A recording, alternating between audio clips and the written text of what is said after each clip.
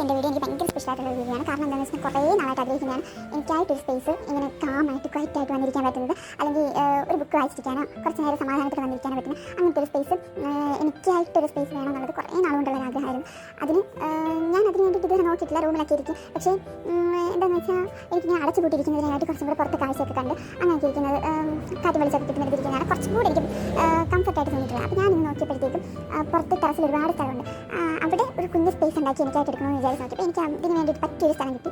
അപ്പോൾ ഞാൻ ആ സ്ഥലത്ത് ഒരു ടേബിളൊക്കെ ഇട്ട്, അങ്ങനെ വലിയ രീതിയിൽ ആഡംബരമായിട്ട് ഒന്നുമില്ലെങ്കിൽ ചെറുതായിട്ട് ഒരു ടേബിൾ ഒരു കസേരയൊക്കെ ഇട്ട് നമുക്ക് പറ്റുന്നൊരു രീതിയിൽ കുഞ്ഞൊരു സ്ഥലം എനിക്കായിട്ട് ഉണ്ടാക്കിയെടുത്തിട്ടുണ്ട്.